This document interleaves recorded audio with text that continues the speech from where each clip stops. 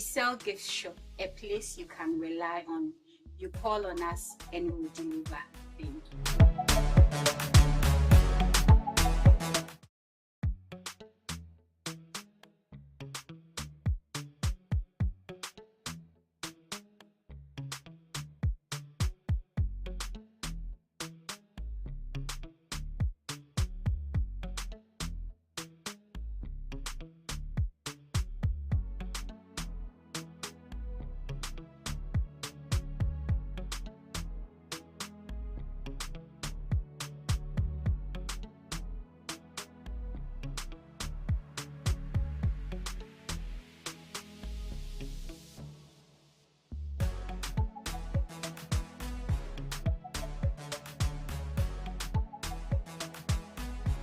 We sell gift shop, a place you can rely on. You call on us and we'll deliver. Thank you.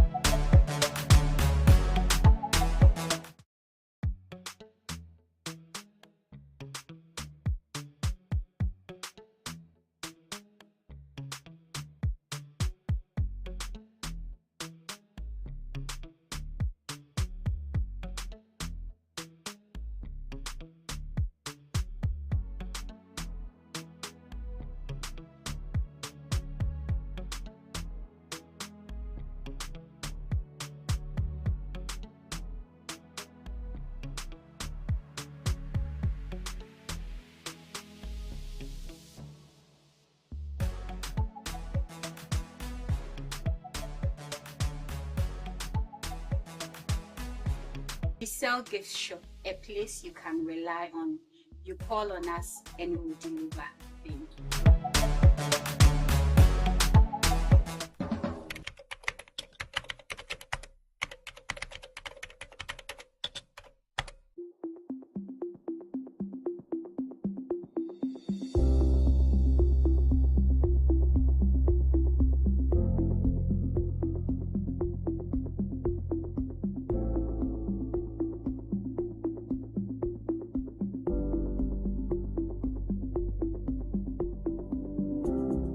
My name is Honorable Eduamwa Ekopein Oche,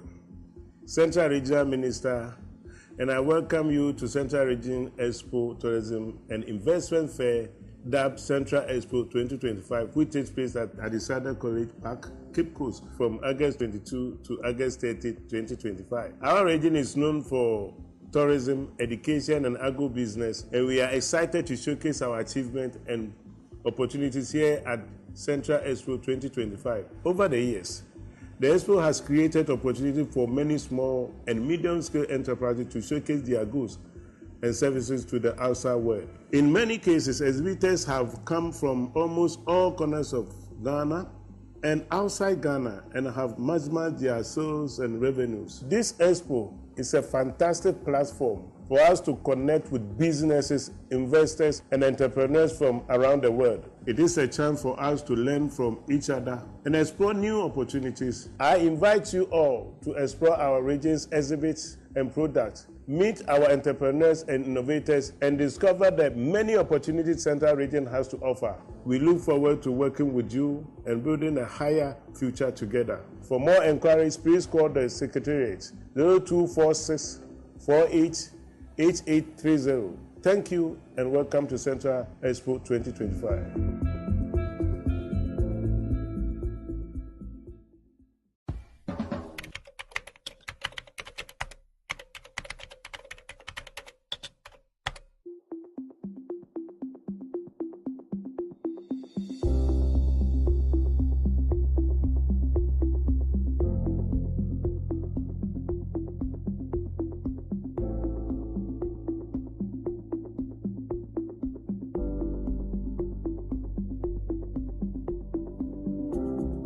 My name is Honorable Eduamwa Ekopein Oche,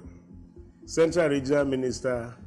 and I welcome you to Central Region Expo Tourism and Investment Fair, dubbed Central Expo 2025, which takes place at Adisada College Park, Cape Coast, from August 22 to August 30, 2025. Our region is known for tourism, education, and agro-business, and we are excited to showcase our achievements and opportunities here at Central Expo 2025. Over the years, The Expo has created opportunity for many small and medium-scale enterprises to showcase their goods and services to the outside world. In many cases, exhibitors have come from almost all corners of Ghana and outside Ghana and have maximized their sales and revenues. This Expo is a fantastic platform for us to connect with businesses, investors, and entrepreneurs from around the world. It is a chance for us to learn from each other and explore new opportunities. I invite you all to explore our region's exhibits and products, meet our entrepreneurs and innovators, and discover the many opportunities Central Region has to offer. We look forward to working with you and building a higher future together. For more inquiries, please call the Secretariat 0246 48 8830. Thank you and welcome to Central Expo 2025.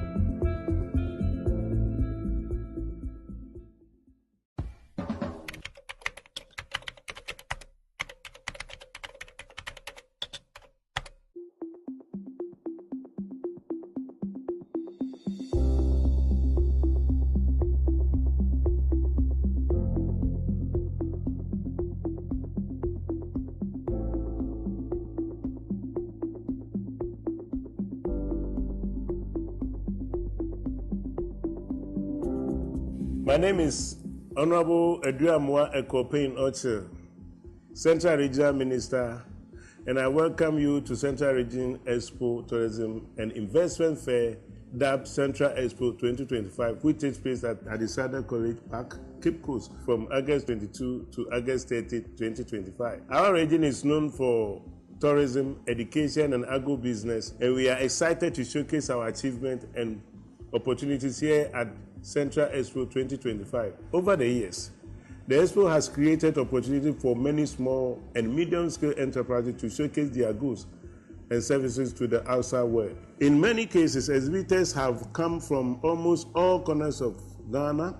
and outside Ghana and have maximized their sales and revenues. This Expo is a fantastic platform for us to connect with businesses, investors, and entrepreneurs from around the world. It is a chance for us to learn from each other and explore new opportunities. I invite you all to explore our region's exhibits and products, meet our entrepreneurs and innovators, and discover the many opportunities Central Region has to offer. We look forward to working with you and building a higher future together. For more inquiries, please call the Secretariat 0246 48 8830. Thank you and welcome to Central Expo 2025.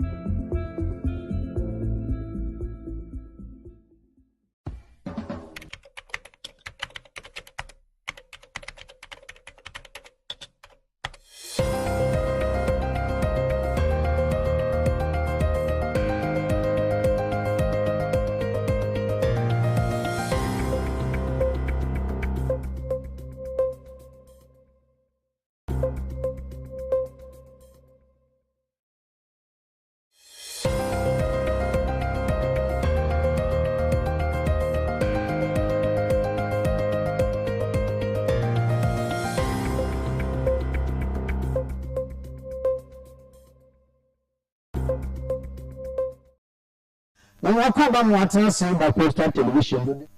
514 Adumarapa. Adumnti in a certain Savadi Yami or the Pana Hoden or the Amahen or the Achahinukwa. Pursuing him, Damanium. Nemo, do here and there. You mention in you. Na Yachi and you saw there. The other Mahenan, Yanyoso, Papa. Na ende in Kuda Busuma Yumi, Linda Otto Bassa, no Busuma, Otto our tree. Wafim maybe onye edumu enum na anopay center focus and summon the obidinu akutin bi Obamensen aswaye ayenda obobwa na premise fuel no wana order one second one nsa baka wonadi papa meche honorable George Justice Atta na weje wakana masama otenemi Omanpay nezechi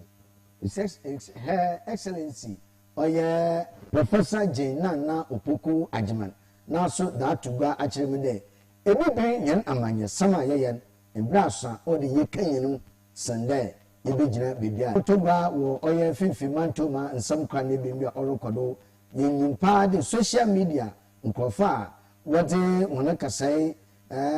direba na pɛɛ de hyɛ mpanyinfo ahoroba no ndɛ polisifo esu wɔn mu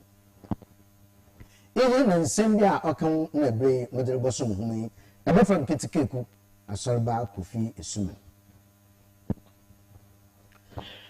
mesɛm afi hyɛ nsɛm n'ase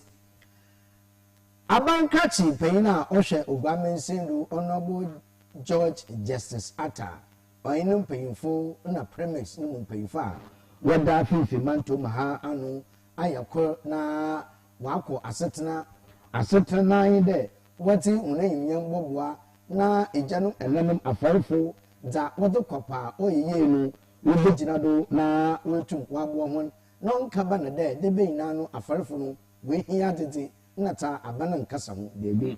eyi nti wabɔ wɔn asetena na wahwɛ nkurɔtɔw ahorow a wɔyɛ afaredwuma wɔ ogwa ha makyerɛ ɛyɛ ola na ne nkwado gyegyem na gyegya no na ne nkwado dem ro bɛyɛ a sɛ aba na premise wɔn sa aka wɔtum wɔde ayɛ adwuma ɛkwan baka no bɔ fiedo duakor wɔn na wɔyɛ borɔno a wɔdi ana wɔn afaredwuma no ɔkɔ mu papa wɔnya ɔyɛ premise fu no wɔde ayɛ adwuma bebi tira abafo mpa no wɔn nyinaa so wɔka ho a wɔhia ɔyɛ premise fu no na wɔde ayɛ adwuma dwumadi na ase no Honorable George Justice Atta nsɛm a ɔkan ebi ndɛ ɔyɛnigye sɛm wɔ sɛ ndɛ ya wotu aba no ɛwɔ sɛm ɔyɛ egya kwesi dodo na afrɛ no madoma ndɛ ne mpanyinfo ka na ndɛ wɔba inaugurate ɔyɛ landing beaches committee ɛwɔ Cape Coast ha na as a chief executive ɔyɛ m'anigye because ɔno na ɔbɔ regulate yɛn ɔyɛ private fuel no fuel ɛkwan a yɛba fɔdo a yɛbɔtɔ no fuel no zama ɔyɛ canoe owners na afɔ because for me as a chief executive mbra ne kyerɛ dɛ muntum na mun supervise ɔyɛ various landing beaches ama yɛtum yɛ zimbra na yɛ adwuma no ami me zimbra no bɛyɛ adwuma pɛpɛ I will make sure that obi biara account bi ɔde yɛ render them account. I will never support any diversion of premise fuel. Na monso so won mo so a wo be bibia wo zibo bumbra no obiara a obeye nzama onsam fata na obama mbra na achi no as a chief executive I will not support that person. We have advised them yet to one. Then the 53% now, according to regulations, order Wotum was a community project. Chief Executive, I will make sure they render that account and ensure that the community project, Wotum every community, when you are done premix in an hour component, Wotum was a community physical project. Obama community also one at one number from 2017 up to 2024 under previous administration was your premier synod. There's a directive that they should come and render account to the assembly and to the Republic of Ghana. My year no French now we two obey account to be also that way. Now you were there. So what is your answer? We too much. Within us, Opinion John Question, do not find manoma, ono a presidential aid, the Masaya, or share a genum and nanum afroduma nodo, ono so the same tuba na uchim. You can tell us in summer, or Kennedy. Maybe say, tell some because on the pain in there, I for women are dinner, more well in Zino, more from what? Naba no codo. It's much me send them pano. Na manya for na de premise o hewa eja abana di shine no from Africa wa agwa abanu aga amdo from maybe am ton premise abuji ni biala wa premise afa am biala abana di shine de premise from Africa no for the meeting all of the campaign ani afa for the say no we ji na say tu otu am nti ni question no sha for no read the Ghana afọ Design na ma show yi with the two guys on one side So you tell them, catch your premise, all the day. I want to see premise of my mouth. Who's so you? I said, I'm on pain or better, no research Ghana. I buy for you from one of the example. On the internet, you know, I will learn him to continue. Where is the monk? Then research Ghana. I found or put up order for 1 second.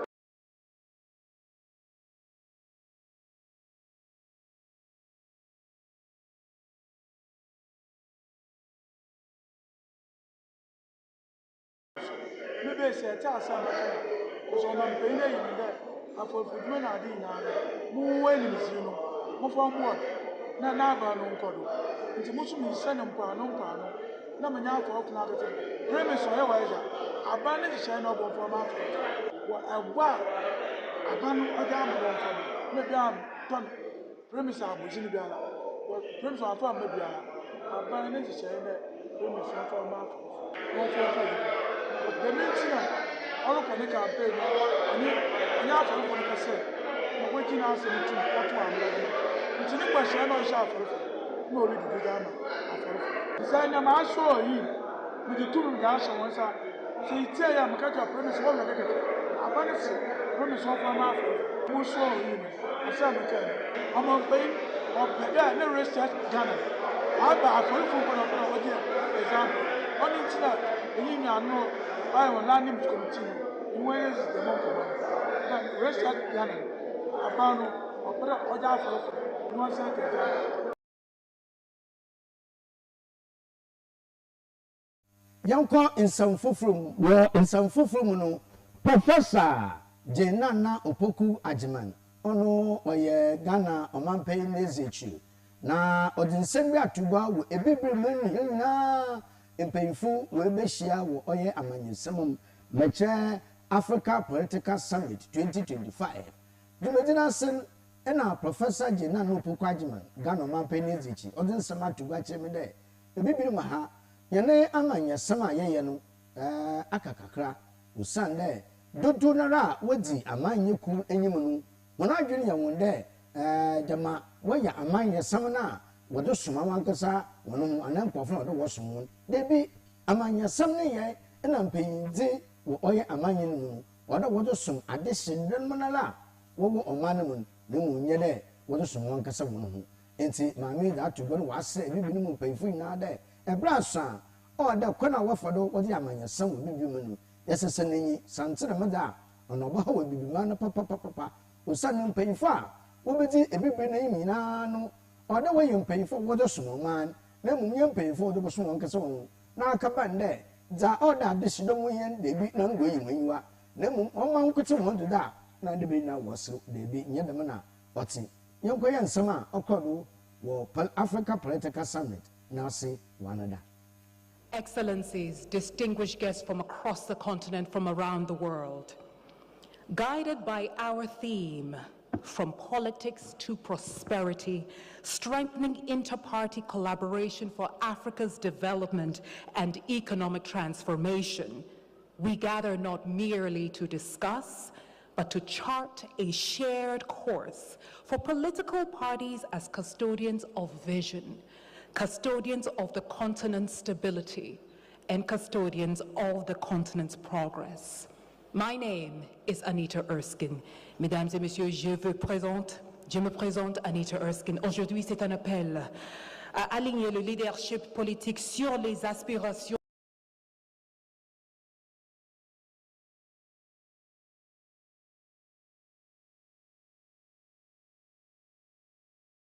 Jaya basa umada yansan kan oye yana maame no nenzira nkasane yentum na yanfa za okenu yanfa mu semu mfa nchen na ebejira do ne yada yanwo yaba yaba do waka te na pod da ba kansa no so yedi achehundo anepe yankom na sisia.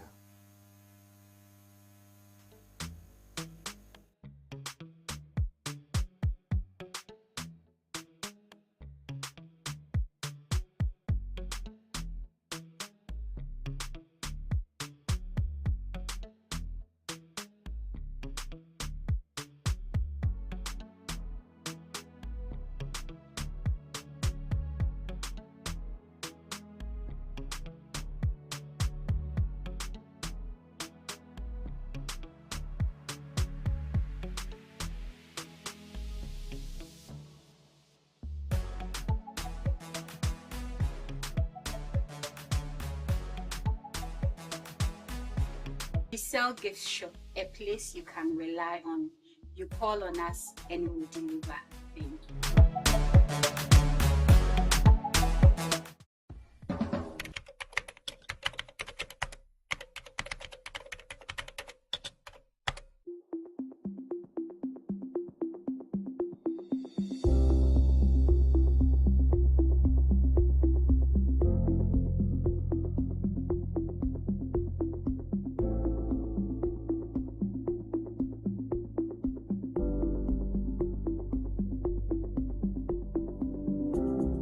My name is Honorable Eduamwa Ekopain Oche,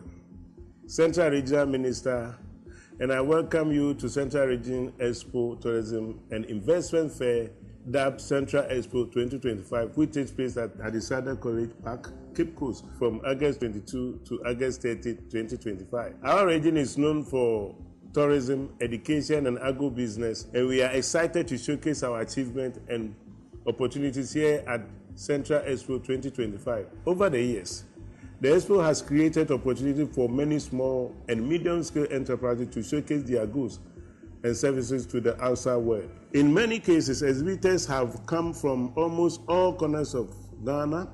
and outside Ghana and have maximized their sales and revenues. This Expo is a fantastic platform for us to connect with businesses, investors, and entrepreneurs from around the world. It is a chance for us to learn from each other and explore new opportunities. I invite you all to explore our region's exhibits and products, meet our entrepreneurs and innovators, and discover the many opportunities Central Region has to offer. We look forward to working with you and building a higher future together. For more inquiries, please call the Secretariat 0246 48 8830. Thank you and welcome to Central Expo 2025.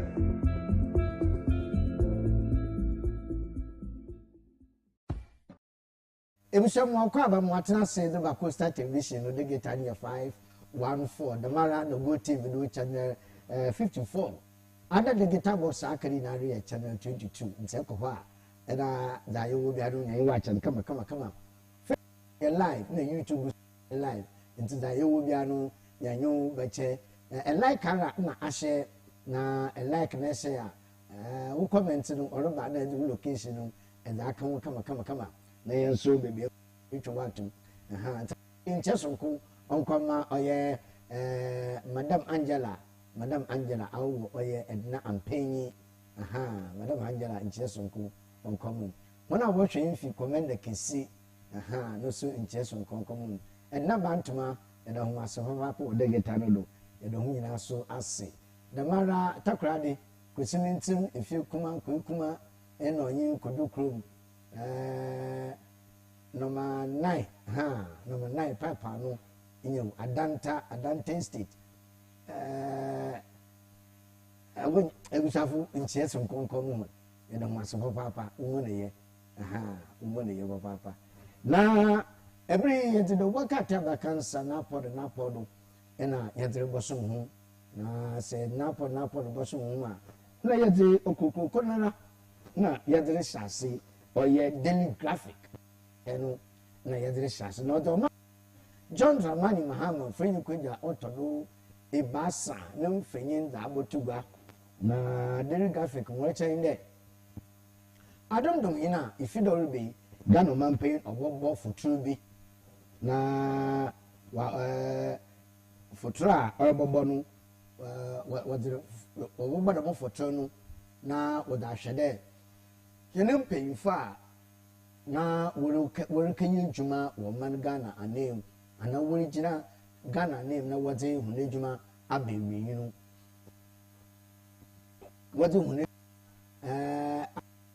Unaquincy, we are when you see a full teacher and put one number in a year when you be a woman and sack one number so a dinner na what the Monsieur a concan. Nti elemi adoma ifida na o ma what's the one it's a daily graphic ma o de bay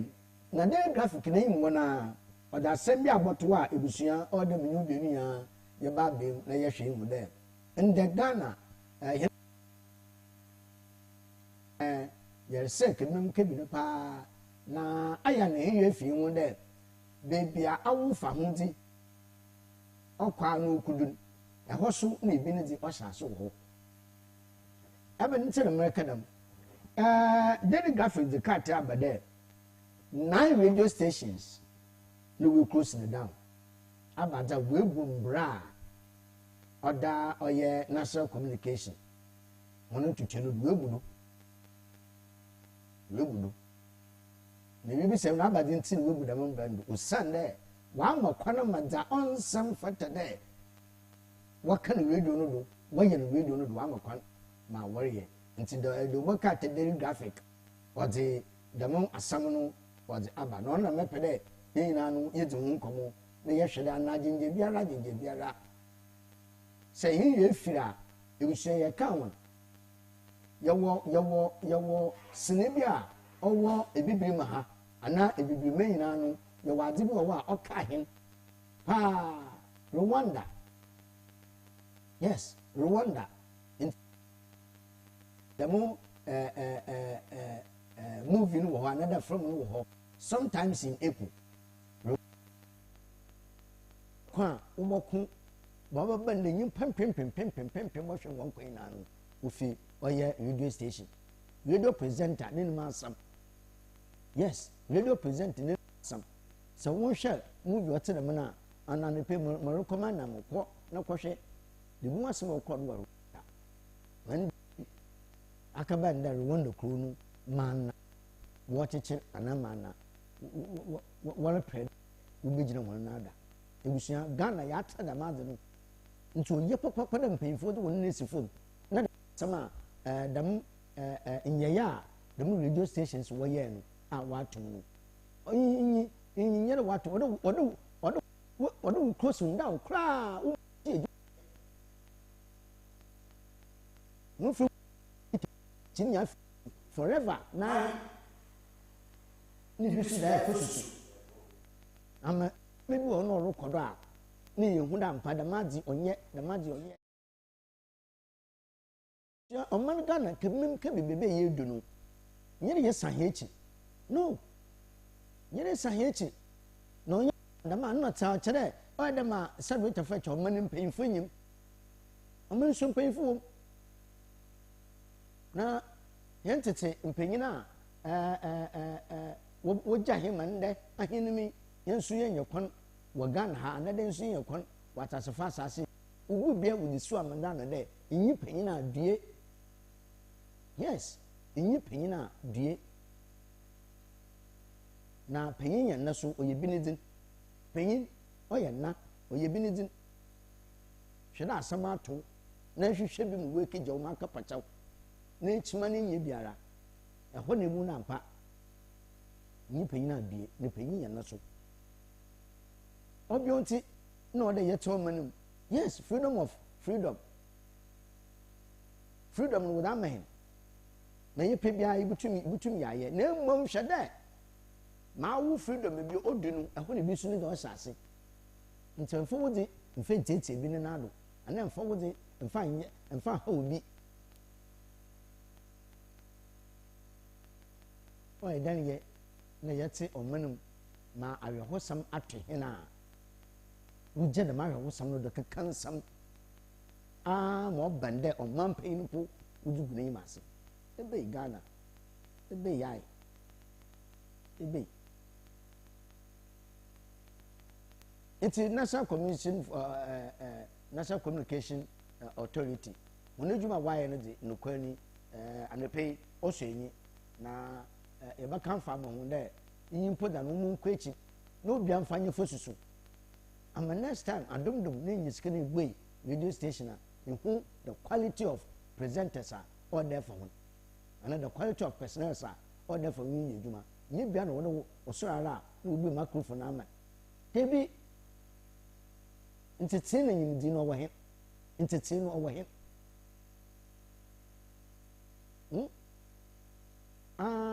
mo banda man pain wo se godo nya no to ye damna sabu ta fecha entertain a wode mo wo oye nsamtwedum dam no wode tetewana anan da wabende obi akete mobile phone social media TikTok nti eso na akotwe camera eso yin na keka ma pia na ebi so mo ye na da nti sai wa dwende da mo wo ye no oye wo fie esenu nti usu boko bia ansa de so awo no de wo kotu funu nti do boka te graphic ma o de be yin no radio stations an akono 9 papa ne sisi a watu nti usu makwan ma wonye wodi usu wodi da mkwe mreba ya ndama o man Ghana nkofo lungu mpanyimfa wote omanyo debi onye fe onye peye the graphic mo de bayin ebu shanyen ko krata fofo do the chronicle do wakata no o de mfanyin ko ebi ne basa na no de bayin na chronicle no mfanyin no de bayin no emu nsam no oye wiram na IGP ena odi soso na so abofo de police hospital iye de yebesi oye edana obafa ayarfo nkoko endasa IGP mo ne duma nti ono na adepe the obaka attend the chronicle wode no nsam odaban odi chronicle de apostle kojo safu no mfini daba na naba besia nchanka no oye mbrehye bugwen oye ewuraba adwo safu honorable adwo safu no wa cha onye san ka ta daba ahona wo gbo eyita wode to no papa dem papa no nwi otase papa no nwi otase na Ghana fonyen wa sha asedam Ghana fonyen wa sha asedam no Ghana fo wode nam social media na apostle kojo safo wewu adwo safo de o ka che unpenye penifa ne papa otwo o ka no onyele ndempo papa no otwo nti adwo safo no ni masimo da ba chronicle do boka te no wa ka fa bayin na chronicle mo de mfanyin ko do da ba ni bu de police fo mo na ye ma ya de nyimpa Nigeria fo nyimpa so na wa che na ukita awon ukita Ghana card Nigeria fo ukita Ghana card o che wa ba Ghana ha wa betem fantinti wa ba Ghana ha wa betitwi nti wejaru wa mo wa ya Ghana card maka o da mo no da mo wu fi o da kamo da bi awon tutu anu ma wa ye awon ka ye Ghana card na wona wuju wenyi ma wo ka ye dam Ghana card ye dam ko fi ro wo che wo che won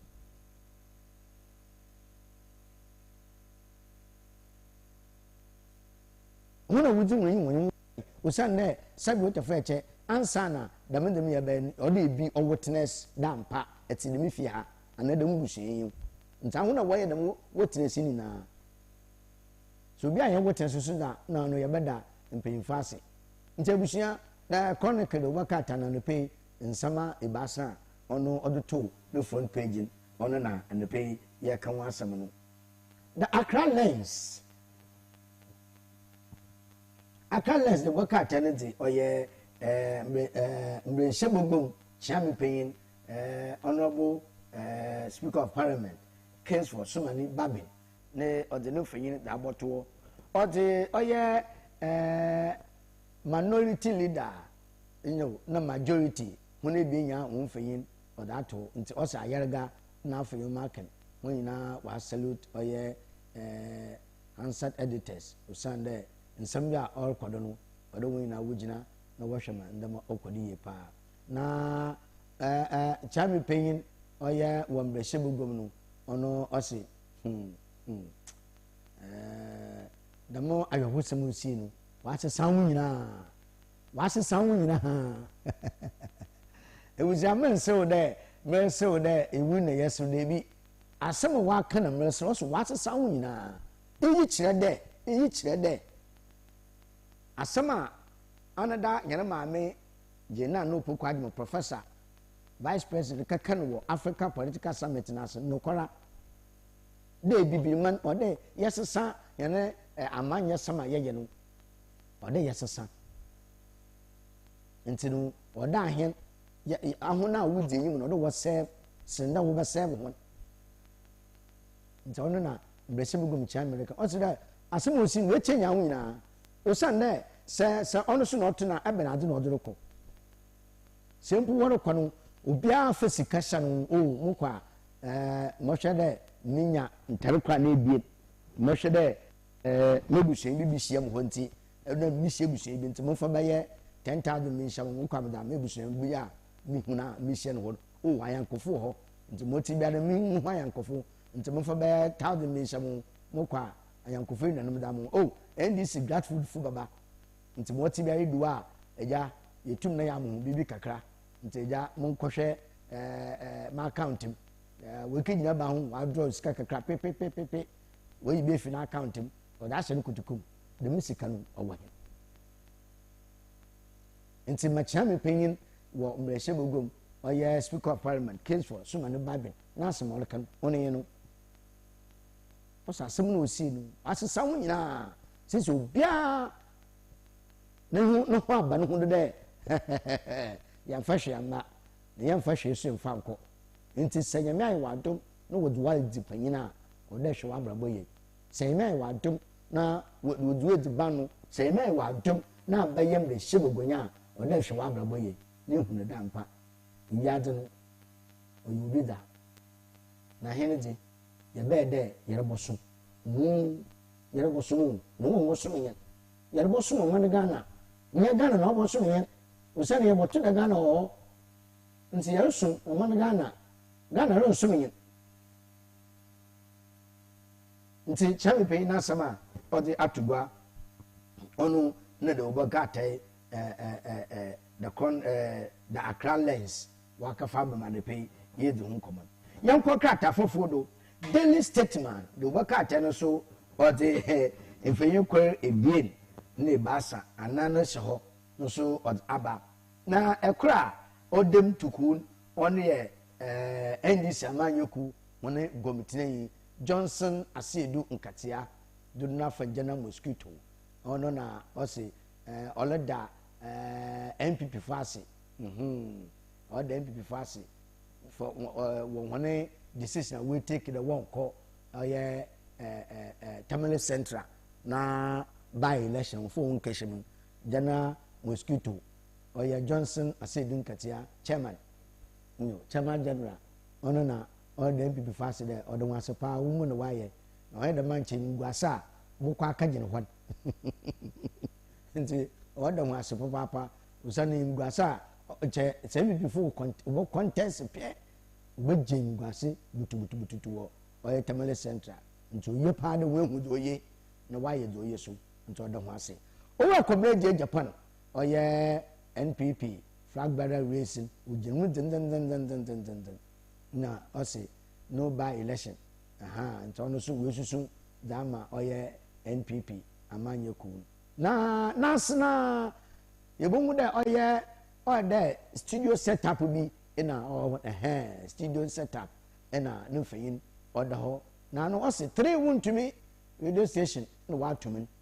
wuntumi radio station ibasa ina watumi na ebusua omuntwe mfayin mfama damo wuntumi radio station na watumi no ahon na wakatena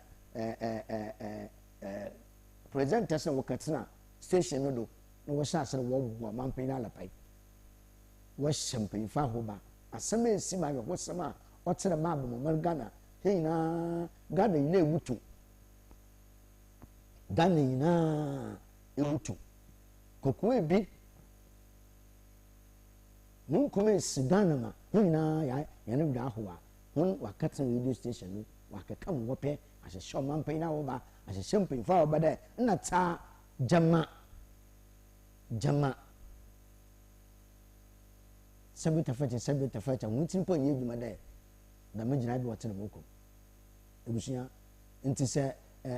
NCA wɔgye ho na dwuma ɔne na sesiare wɔde the studio setup no wɔda aba nti what radio station nim nkyɛ ɔyɛ fempo dɛ nkyɛ ibi aka asɛm wɔ station wan kan ye ya ɛhɔ na lampayifo ɔda wotum na wopakyɛw na wosu ho akwan ma yɛ wegya na dama besinde na watumi Bank of Ghana finance ministry we claim oil good for oil deal no raise concern nti no so ye hwere oh Ghana be do ye hwere no sam bobu pe biara ye baka wasam nye sande the good for oil na previous government what she say no has make it that varo she bia mfa ma na hwe da okodo ho ebusuyen kodo obaka atafu from the new crusading guide the obaka atenu odin fayin kwar ebien ibasa anan na odi aba the new crusading guide odi apostle kojosafo no fayin aba odi hene enuanom hene janom hene wafanom a wokaye adwuma damo managana wokosom Ghana ma wukenya awim hene akwanhia no na dakai ina osisiwan na asami de the new crusading guide no obisa asam obisa asam de nti despite there barrier right no wana mfunu oyede de nti funu yo man Ghana de ifunu yo man Ghana de nti onu the new crusading guide osi obi said that ifunu or judges ahemfo asofu lawyer fo anan wanda nti asembisa we be saying na ajenje biala no asembisa ni ya ne de o tietia usan da membre no no wogina o man Ghana nema won kosom Ghana nti yo Ghana ama Ghana nifuna nye busu biade onye kwana na onye brade na onye abrade na onye nsona na onye ananafo wonifu ndi funu abe Ghana de tietia apostle kojo safo na no so wadi no fayin oda boto na basara adwasafo na orka che general public de hey ahweye mona work kadam nsam warbo owutar wadoto ne papa don papa onwi papa no anya no pondempem what's what peti na pampe pa anta adwasafo ne ma asam ono na the new crusading guide so why ne hia sama ma ode papa no fayin ode aboto wono ode fayin aboto no I want to meet Paul Afoko na no so olusun oye asantehima enye asantehima ma me na wefimen no so olusun ya nti oni da the obakate the new crusading guide ode bobadin daily guide the obakate no so wa bagwado papa na enda the pay na obe no daily guide ode oye efiye anka no fayin na ode sofo bi so no fayin atowo na ma all trying there Reverend Doctor Opare from Pong Opuni Dr. Opuni from Pong madase ni Reverend Dr. Opuni from Pong ena odi oye efri yankra honorable no sunu fayin oda to chogbe nya chogbe honorable chogbe no sunu fayin oda to ena all kind of Christian leaders will get government prophecy vetting.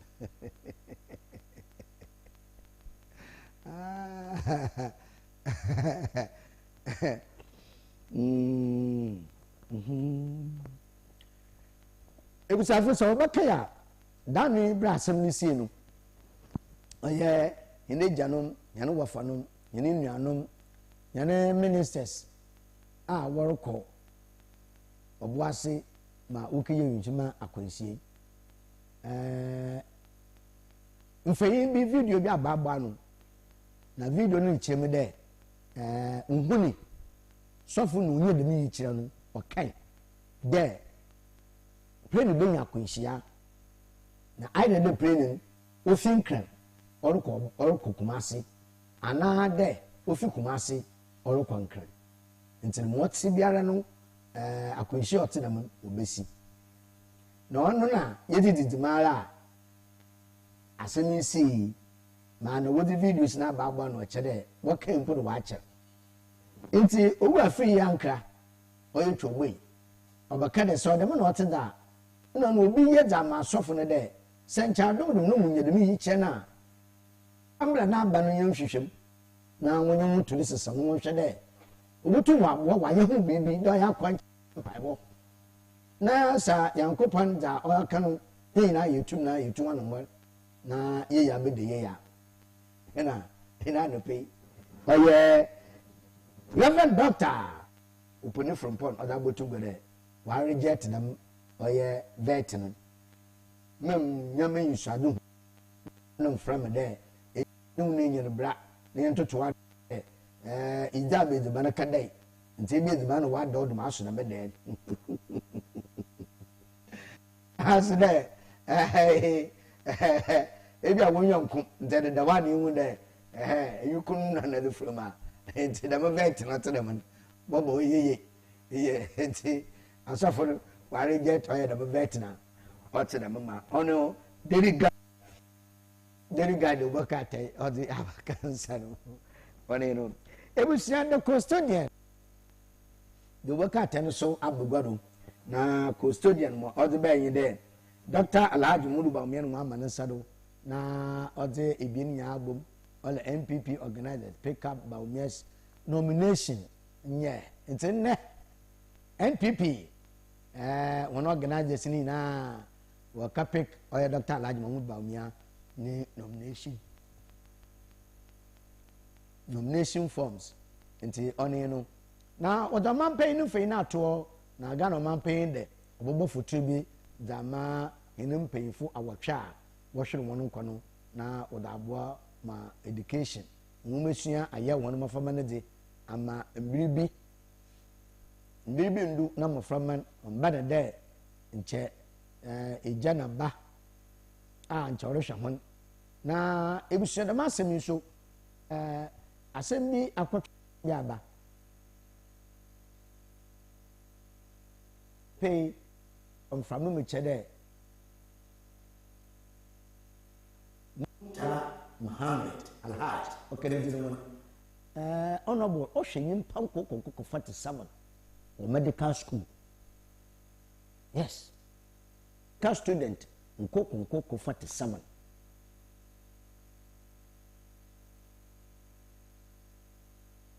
and this education fund na ebusia or support no the education fund na da abusia for 47 na honorable MP na ohwe ho otu wuje ho na do pete na pampi meja afini bokwa ewie no na ta ye tefu ma hono so beje ho na wabo afofo so nti ono so yin Bank of Ghana ena no so sincerely oil gold for oil no since no so wakotwene mu nsem repupe nti the custodian na no the kakraba ena no so da bante echiri bishanya ka tani bi kankana ibo ma orokodo papa Malcolm Ghana no we donate 25 medical fridge what the ama hospitals nti Malcolm fo one more than papa no why are they na mama unjira nkan nkote nko omanagana wobugwa igwai and so or they second head fe papa the custodian mo do bayin Daily Times the worker ten so abugwado na Daily Times ma or kan there 490 youth organizers in ende adomdoma worker pick forms what the ama or your Dr. Alhaji Mahmoud Baumia we declare 490 youth organizers we declare understand na what the mo Dr. Alhaji Mahmoud Baumia nti no so da do baka tenu what the be botu igwayin na on your Daily Times museum Daily Times baka tenu mo do botu gwayin nemom Ghanaian Times ankasa de or the oye Ghana mamping His Excellency John Dramani Mahama no fenyi da aboto no se victims on what support fund yami adoma ifida no mamping oboboda mo foto no or the aba amamping nezechi Professor Mame Jane na Opoku Ajiman no se bo modern na ebibiri manu mpemfu omuwomodo rise above narrow partisan interest until ono so other to nyemien nti yensa no so papa Besimanche Dr. Apak na others will pay oye tribute Dilma oye enuanom a wahwe wononkano no so nemfanyin oda oye the Ghanaian Times do bokaten nenyim no the Inquisitor do bokaten abegwado Inquisitor nemfanyin oye fedodo mogum ya kama da ba or the MPA munumfanyin da ba MPA boss na wele flower de ma oye enuanom a wahwe wononkano na Ghana Link pays tribute de ma oye helicopter from kwafo no so nemfanyin na oda egwado no yawo oye GRA ina no so owo tromo na no bokwa akwohe no mu nsem da orokọ no Commissioner General na ne deputies na no so wabe nsem pie no enti no so do boka atai da the Inquisitor modbe stop press national security Batman na no so wolu no enti no mu nsem ma do boka atai Inquisitor odbe it is a Metro Lens do baka tano so about IGP ina no so other so na so IGP na no so oye onye armed forces no waka bom do bohwe ma sesiare nsem yo kodo wo bambo eduma no mu wotu weje wona do peti na pampe papa Ghana Link do baka tano Ghana Link service no one so we pay tribute whatever oye enuanom a wahwe won kono Apostle Dr. Kudwesafo na ba adwesafo no nsebo do botu gwado Metro Lens akafe bi aba ode papa no owi otase na Ghana fo wonye owu toy na wodo to papa no do wonye papa nye ntiro so da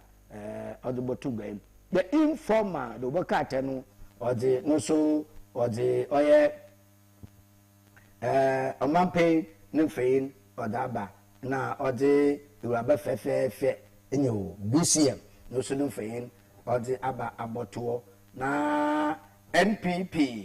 2028 February race no ma ejin papa Dr. Lad Momudu Bawumia no nkrofo nne o kape kono forms na ode aboto NCA ena watu oye wuntumi ni station ibasa watu no to wode wuntumi ni fein abo na hwene ma se mi so bi se na why nti hwene ma name na why no wo nti demna do boka tai or the informer no so what the botu gwen daily analysts do boka tai no so abogwada wasi NCA ina watu oye radio station esiem wuntumi no station okaho nti no so do boka tai mo de ben o man penjon de man Mahama no also balance oye education fund da mama from wo oye fida or be usiemu wiara no so on National Health Insurance Authority in a way to 243 million Ghana cedi na wo oye July boshuru obasin ya enti se ayesabia private one na se health insurance number empotro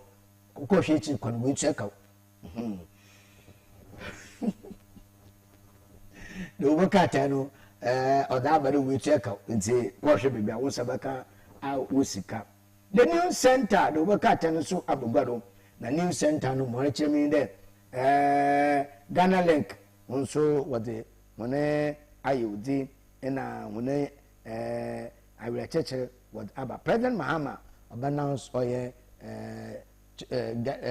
education fund so kokra da ma enuanoma wahwe wonon kon wonon mafroma Bank of Ghana in a good for oye no saman no so man wo kotwe epoya the new publisher do baka teno so wa bogwado na obogwado no o the chairman wuntumi enye wa kan sa abonobo na so wuntumi government wa set wuntumi 9 radio station a wuntumi na de okan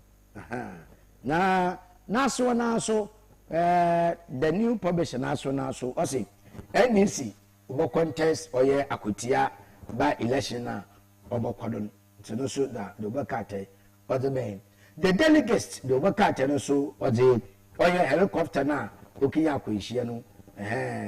no so o the no fayin o the aboto wo oyeda okọ do ne bi ebusua member na yabe na so the Ghanaian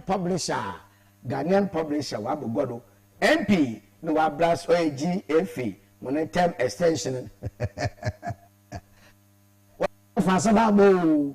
wa ya ka fa sababa ayo asem impa no pia ne wan se enyi wona boy ayo bi ne ma GFA Ghana Football Association and the Congress ni ndede mensemi no mu asem no yemi haduma overtana yimi ebe ma Collins odunu checheni na de baba usande GFA echo we TS ewie akofofo ewie a echi mana oraba another extension mana da wako Congress oye piso etibula Collins odunu mfanyin na kese biara okro do oye Congress na ase no and pay 10 o'clock Collins in the mensam no or the baby papa nti mense da mututu waswa wo GFA fo mono nsam na no na MP no go fu ade na GFA na we mu de se our kind of the best sense but the ada oba stand wako presidency into GFA fu wanted onu make sure wa stop sana we don't tell the Ghanaian publisher asema mbege na me mejina na me na so no fama oye king of the universe where you can call oye building materials ntinde say kada no na from foundation to roofing building materials ya was supply no ma so no fiti footings no finish any na so king of the universe was surprise no munda na ma ayaka kama da ma kwabra oye ifo junction new sports stadium no opposite pepepe ntabofunu mo na nchen abosantintin osuwa enye king of the universe ma so ye kurenyen fa ntwankwantin ponyodo nkamfo junction anaso mpo de central regional house of chiefs no opposite abosantintin osuwa king of the universe ma yokosin echikuye nkakra ba da rekọ oye Ghana National and Agri ECG one warehouse in Chawape and also National Health Insurance one regional secretariat no person pepe ho king of the universe once I used to cool ko na kaja den so man na wongo woma wa densi onyi na do peti na pampi papa no na dawo mada na no anupei aseda kasen onkomon kakabo woman yemfa ma oye civil professor Emmanuel Kwamna Banfoji tanka director wasu ede wase yanda oye anepe yanda Richard no yi Joe Boy yanda ho ase weduma sona anepe wabo aba from kitikeku ba kofi mo wacho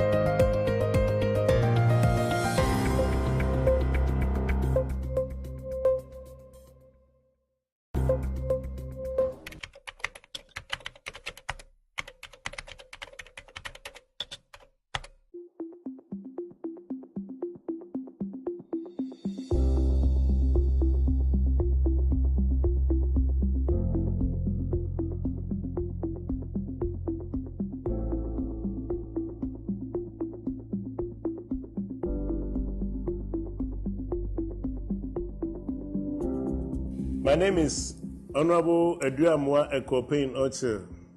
Central Regional Minister, and I welcome you to Central Region Expo Tourism and Investment Fair, dubbed Central Expo 2025, which takes place at Hadisada College Park, Cape Coast, from August 22 to August 30, 2025. Our region is known for tourism, education, and agro-business, and we are excited to showcase our achievement and opportunities here at Central Expo 2025. Over the years, The Expo has created opportunity for many small and medium-scale enterprises to showcase their goods and services to the outside world. In many cases, exhibitors have come from almost all corners of Ghana and outside Ghana and have maximized their sales and revenues. This Expo is a fantastic platform for us to connect with businesses, investors, and entrepreneurs from around the world. It is a chance for us to learn from each other and explore new opportunities. I invite you all to explore our region's exhibits and products, meet our entrepreneurs and innovators, and discover the many opportunities Central Region has to offer. We look forward to working with you and building a higher future together. For more inquiries, please call the Secretariat 0246 48 8830. Thank you and welcome to Central Expo 2025.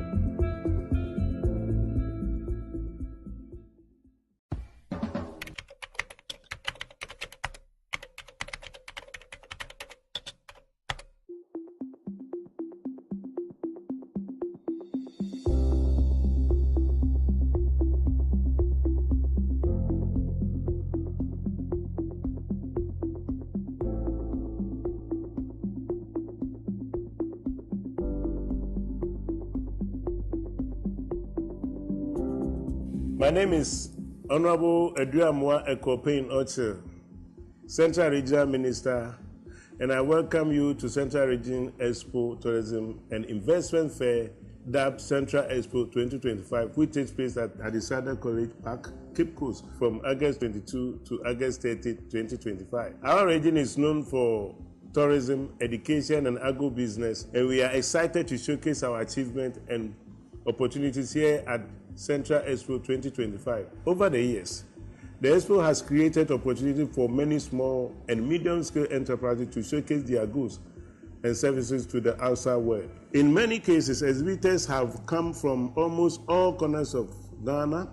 and outside Ghana and have maximized their sales and revenues. This Expo is a fantastic platform for us to connect with businesses, investors, and entrepreneurs from around the world. It is a chance for us to learn from each other and explore new opportunities. I invite you all to explore our region's exhibits and products, meet our entrepreneurs and innovators, and discover the many opportunities Central Region has to offer. We look forward to working with you and building a higher future together. For more inquiries, please call the Secretariat 0246 48 8830. Thank you and welcome to Central Expo 2025.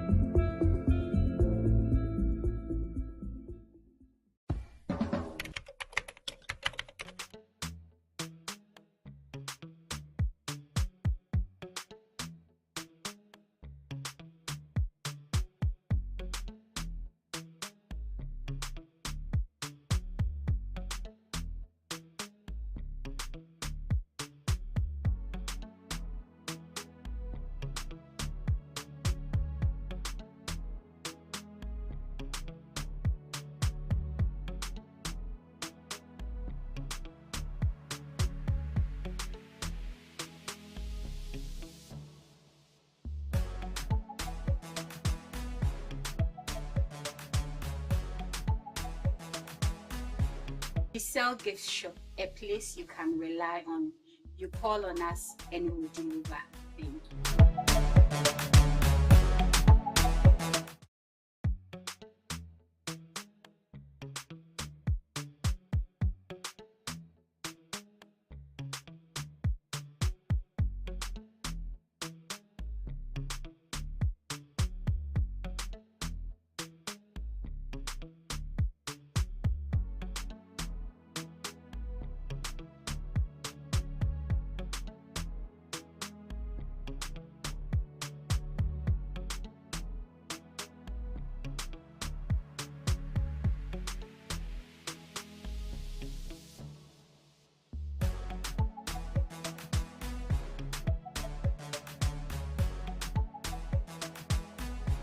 We sell gift shop, a place you can rely on. You call on us and we'll deliver. Thank you.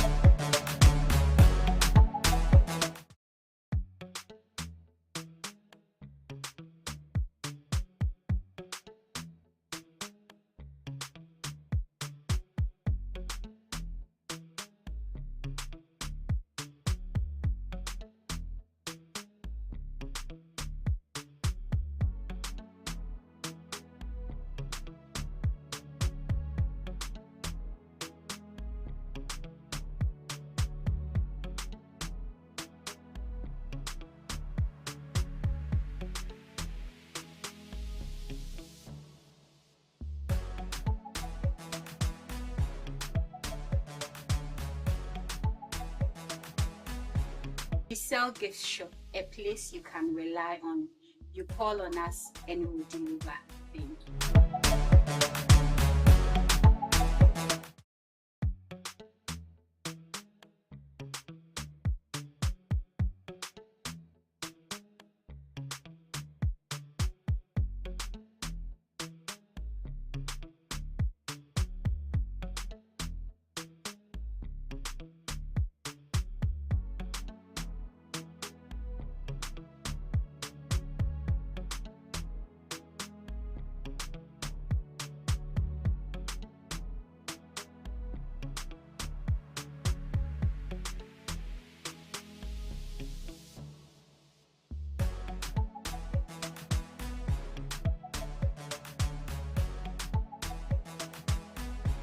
We sell gift shop, a place you can rely on. You call on us and we'll deliver. Thank you.